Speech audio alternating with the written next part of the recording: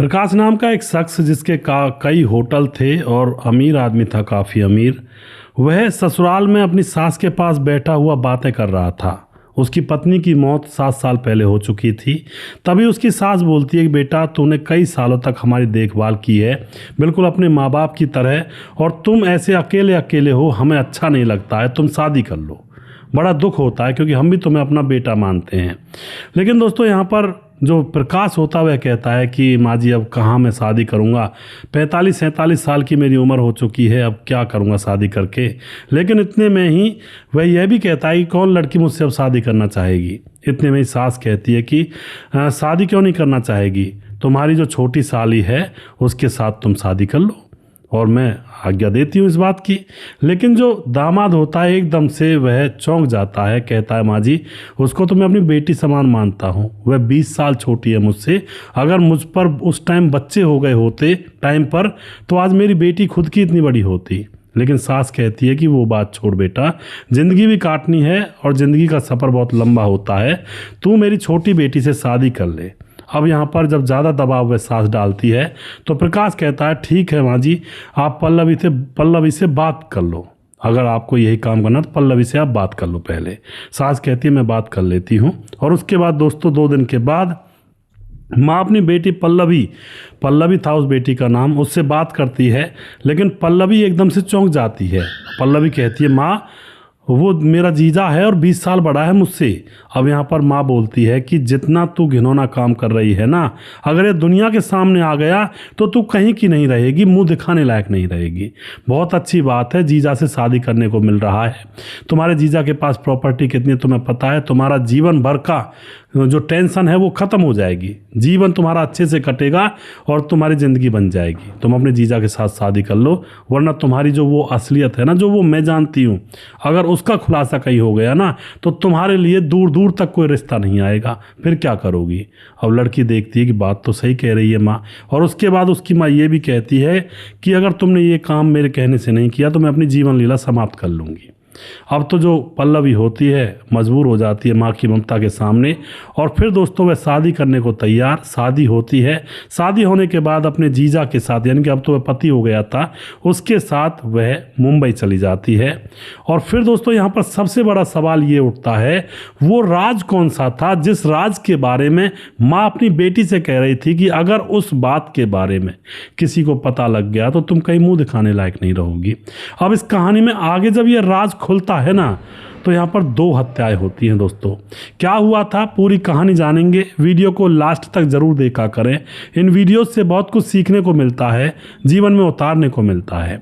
नमस्कार, मैं हूँ सुदेश कुमार और तिरछी बात चैनल में आपका स्वागत है।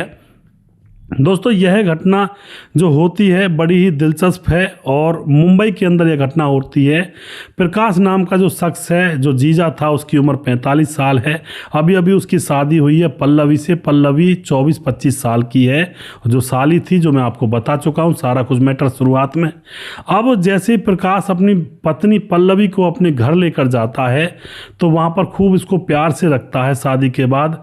और जो प्रकाश था उसके 2 होटल थे अभी फ़िलहाल, और दोनों होटल में उसका छोटा भाई रवि, जिसका नाम होता है, वह उनमें साजी था, शामला था, पार्टनरशिप थी उसकी। और छोटे भाई रवि की भी शादी हो चुकी थी, उसके बच्चे थे। दोनों भाइयों के 2 होटल थे, एक साथ उन्होंने खोले थे। और जो प्रकाश था वह अपना एक अलग से होटल का कंस्ट्रक्शन करवा रहा था। वह तकरीबन 1 साल से उसका निर्माण कार्य चला हुआ था। तो ये यहाँ पर पूरी पारिवारिक परिस्थिति, पारिवारिक पृष्ठभूमि इनकी थी। शादी होने के बाद प्रकाश अपनी पत्नी को अपने साथ रखता है, लेकिन उसकी पत्नी अभी शर्माती है उससे बात करने में। रात को जब बिस्तर पर जाते तो भी शर्माती है, क्योंकि वह तो बहुत छोटी थी जब उसके जीजा की उसकी बहन से शादी हुई थी। उस टाइम तो यह मतलब बहुत ही छोटी थी। लेकिन अब जो रिश्ता बंध गया वो तो करना ही पड़ेगा गृहस्थी जीवन चलाने के लिए। तो दोस्तों धीरे धीरे समय गुजरता है। अब समय गुजरने के बाद अब एकदम से जो पल्लवी होती है प्रकाश से बोलती है अपने पति से कि सुनते हो जी, मेरी एक सहेली है जिसका नाम है स्वाति, और वह मुंबई में उसके पति का ट्रांसफ़र हो गया है, वो यहाँ पर आ रहे हैं, और क्यों ना मैं उनको अपना ऊपर वाला एक कमरा दे दूँ, वो यहीं पर रहने लगेगी। मेरी बचपन की सहेली है और मैं उससे बातचीत कर लिया करूँगी। प्रकाश कहता है बहुत बड़ा घर पड़ा है, दे दो, जो सा कमरा देना है, कोई परेशानी नहीं मुझे, जैसे तुम खुश ऐसे मैं खुश। उस लड़की को वह बिल्कुल बच्ची के समान रखता था, और वैसे तो वह उम्र में बच्ची ही थी, लेकिन नाता पत्नी का था। उसकी सारी ख्वाहिशें, सारी ज़रूरतें उसके एक लफ्ज़ निकालने से ही, मुंह में से बस वो बोलती ही थी तभी पूरी हो जाया करती थी। अब तो यहाँ पर जो स्वाति सहेली थी वह अपने पति के साथ, पति का नाम राजेश, वह वहाँ पर आधमकती है, और राजेश की नौकरी अब मुंबई में ट्रांसफ़र उसका हो चुका था। तो इस लड़की पल्लवी ने उसको अपने घर का कमरा ऊपर वाला दिखाया, और अपनी सहेली के पति का सारा सामान ऊपर वाले कमरे में सेट करवा दिया होता है। अब तो यहाँ पर क्या होता है दोस्तों, जो सहेली थी जिसका नाम स्वाति था, और राजेश अब ड्यूटी पर चला जाया करता, घर में अकेली स्वाति रह जाती, और नीचे उसकी सहेली पल्लवी अपने काम धंधा करती रहती। तो दोनों खूब बातचीत करती, खूब हंस कर एक साथ रहा करती। अब क्या होता है दोस्तों यहाँ पर, अब जो प्रकाश होता है उसके बिजनेस में थोड़ा घाटा आ जाता है, और घाटा जैसे आता है तो उसका छोटा भाई जिसका नाम होता है रवि, वह कहता है कि भैया इन दोनों होटलों को बेच दो और उसके बाद कोई और बिजनेस स्टार्ट करेंगे। लेकिन प्रकाश जो कि अनुभवी था, वह अपने छोटे भाई से कहता है कि छोटे, यह घाटा बाड़ा न जाने कितनी बार आया है, तू तो अभी सामलात हुआ है इन होटलों में, मैं तो इनको बहुत पुराने समय से चला रहा हूँ, ये तो चलता रहता है, अभी घाटा है, 1 साल पीछे से तो बाड़ा हो जाएगा। लेकिन रवि मानता नहीं है, और वह बार बार बोल रहा था कि इसको भैया इनको बेच दो, कोई और धंधा करेंगे जिसमें ज़्यादा पैसे बनेंगे। इस बात को लेकर दोनों के बीच में झगड़ा भी हो चुका था दोस्तों। अब क्या होता है दोस्तों यहाँ पर, अब जैसे दोनों भाइयों के बीच में झगड़ा हो रहा था, तो इधर जो स्वाति थी, स्वाति का जो पति राजेश होता है वह नौकरी पर जाता है। तो एक दिन की बात है, वह वापस आता है, वापस आकर देखता है कि स्वाति के कमरे में से पल्लवी निकल रही थी, और उसके कपड़े कुछ अस्त व्यस्त से थे। अब एकदम से वह आता है, देखता है कि ये क्या मामला है। उसकी खुद की पत्नी के, स्वाति के कपड़े भी अस्त व्यस्त थे, लेकिन वह इस बात को इग्नोर कर देता है, सोचता है शायद कोई फ्रॉक वगैरह पहनकर देखा होगा, सूट पहनकर देखे होंगे, सहेलियाँ तो है ही कि तू पहनकर देख ले तुझे कैसा दिखता है। इस तरह से सोच करके इस बात को आई गई कर देता है। उसके कुछ दिन के बाद फिर से उसको अजीब अजीब यहाँ पर सिस्टम 2-4 बार ऐसे देखने को मिलता है।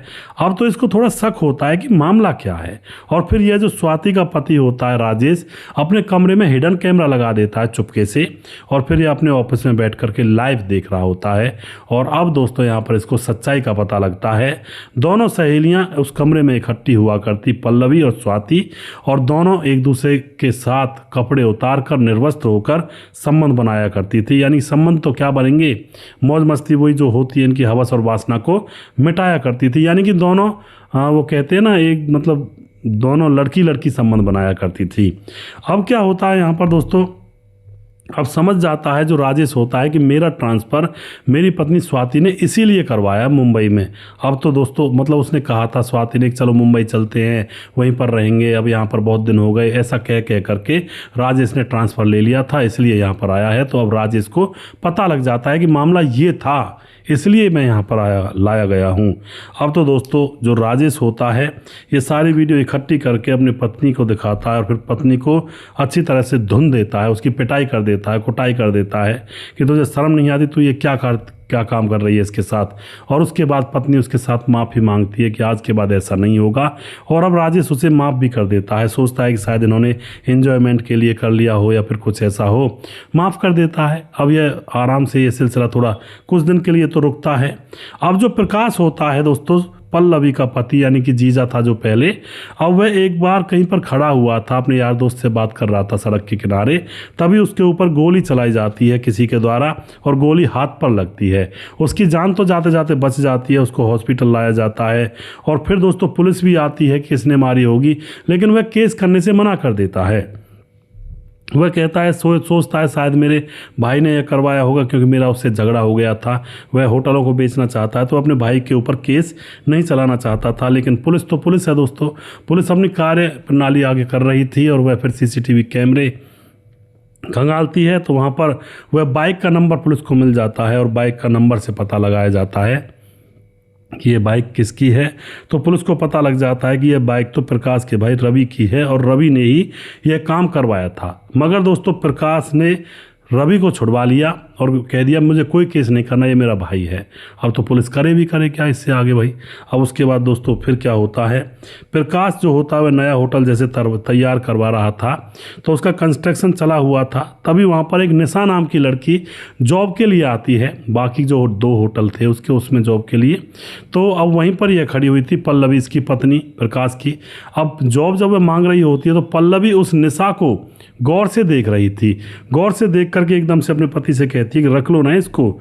और उसके बाद दोस्तों निशा के कहने पर, इस मतलब पल्लवी के कहने पर प्रकाश ने उस निशा को नौकरी पर रख लिया होता है। अब आती है 23 जून की तारीख। 23 जून की तारीख में दोस्तों प्रकाश के सर पर किसी ने धारदार से वार किया जब वह घर से निकला था, और उसके सर पर जब वार किया जाता है तो उसकी मौत हो जाती है। अंततः प्रकाश को मरना ही पड़ता है।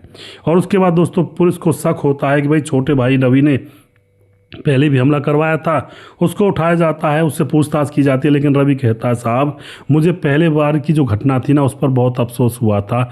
मुझे रातों को नींद नहीं आया करती थी कि मैंने अपने भाई पर गोली चलवाई और फिर भी मेरे भाई ने मुझे जेल नहीं जाने दिया। मुझे बड़ा मतलब अंदर ही अंदर ये चीज़ें कचोट रही थी कि मेरा भाई मुझसे कितना प्यार करता और मैं कितना कातिल, मैं कितना कमीना जो मैंने अपने भाई पर गोलियां चलवा दी। मैंने अपने भाई को नहीं मारा है, मैंने पहले ज़रूर हमला करवाया था लेकिन मैंने ऐसा नहीं किया है। अब पुलिस को पता लग जाता है कि इसने कुछ ऐसा नहीं किया है, और उसके बाद दोस्तों पुलिस अपने काम में जुट जाती है।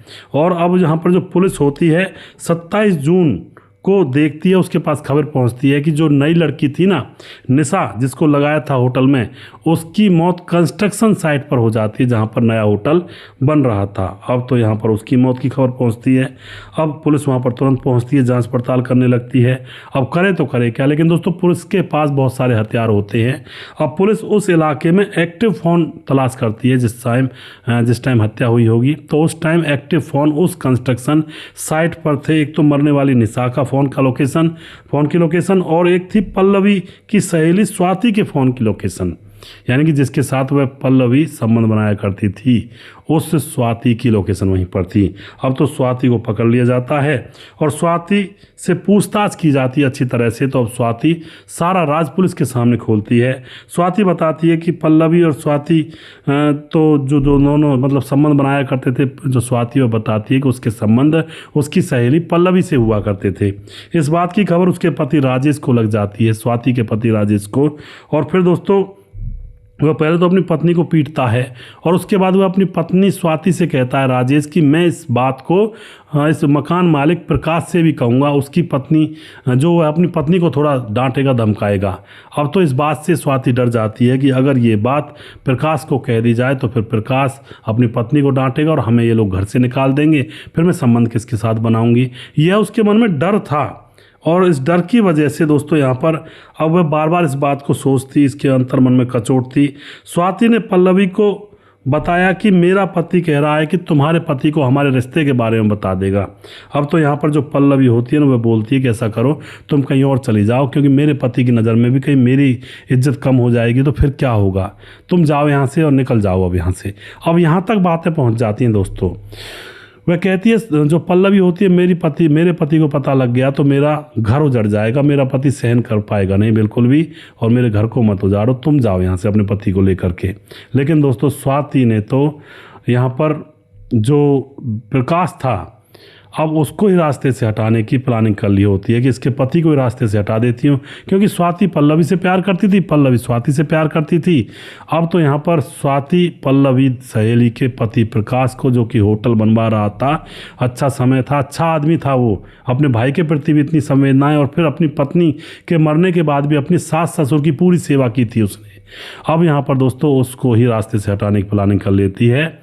पर पल्लवी अभी भी स्वाति से संबंध नहीं बना रही थी। जो पल्लवी है इसकी, यानी कि प्रकाश की पत्नी है, वह अभी भी स्वाति से संबंध नहीं बना रही थी। ये भी यहाँ पर मैटर था। तो अब दोस्तों यह भारी वस्तु से राजेश जब वहाँ पर था कहीं अकेली जगह पर, तो उसके सर में डंडा मारकर उसकी हत्या कर देती है। और जैसे ही राजेश की हत्या की जाती है तो उसके बाद अब जो स्वाति होती है वह सोचती है कि अब पल्लवी उसके साथ संबंध बनाएगी, क्योंकि पति का डर तो खत्म ही हो गया। लेकिन अब भी पल्लवी उससे संबंध नहीं बना रही थी स्वाति से। अब स्वाति सोचती है कि मामला कुछ और है। उसके बाद स्वाति एक दिन पल्लवी को निशा नाम की लड़की जो नौकरी पर रखी थी उसके साथ वह कुकृत्य करता हुआ देख लेती है। तो अब स्वाति सोच लेती है कि यह कारण है जो पल्लवी मुझसे संबंध नहीं बनाती है।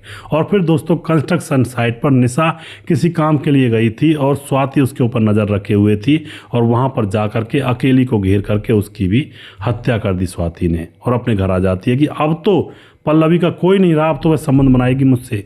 यानी कि कितना भयानक सिस्टम होगा दोस्तों ये। अपनी दोस्त की सहेली के पति को भी मार दिया, और जो एक और लड़की थी जो उसके कांटेक्ट में आई उसका भी कत्ल कर दिया, और अब बनाएगी वो संबंध मेरे साथ।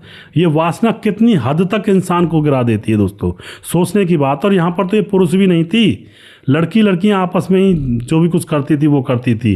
तो इनके अंदर वासना थी, और वासना किस हद तक लोगों का दिमाग खराब कर देती है ये इस कहानी से सोचने पर लोग मजबूर हो जाते हैं दोस्तों।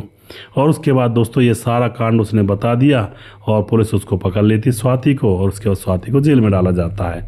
पल्लवी का बसा बसाया घर उसकी सहेली की वजह से उजड़ गया। अब वैसे तो पल्लवी वहीं पर रहेगी, अपने पति की सारी प्रॉपर्टी उसी की है, लेकिन जो पति उसको बच्चों की तरह गोद में रखता था, उसकी सारी इच्छाएं पूरी करता, जीवन में आगे बढ़ने की उम्मीदें देता कि हम ये करेंगे वो करेंगे और बहुत अच्छा आगे जीवन होगा, अब वो उसके जीवन में नहीं है। भले ही वो किसी और से शादी कर ले, लेकिन वो आदमी उसके जीवन में नहीं है जिस आदमी ने उसके जीवन को खुशियों से भरा था। और ये कितनी गंदी आदत है, औरत के साथ जो लिपटा चिपटी का प्रोग्राम करती है, कितना बुरा लगता होगा, ये बहुत ज़्यादा बुरा लगता होगा दोस्तों। तो आप क्या कहना चाहते हो इस घटना के बारे में, अपनी राय कमेंट बॉक्स में लिख सकते हैं, लोगों के साथ शेयर कर सकते हैं। और वीडियो के लास्ट में कुछ भाइयों के नाम जरूर लेना चाहूँगा जो हमारे वीडियोज़ को देखते हैं और हमें खूब सपोर्ट करते हैं।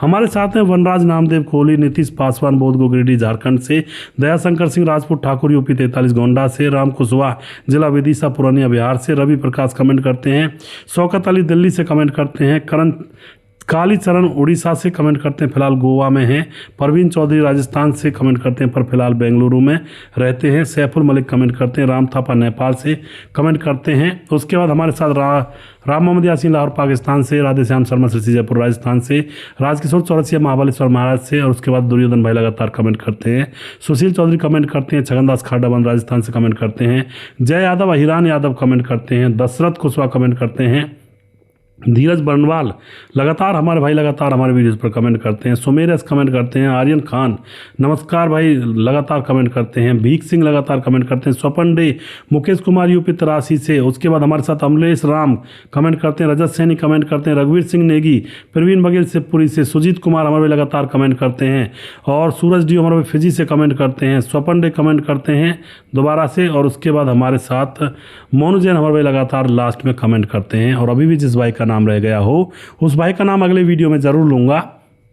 अगला वीडियो बहुत जल्दी फिर से लेकर आऊँगा, तब तक आप खुश रहें, सावधान रहें। जय हिंद, जय भारत।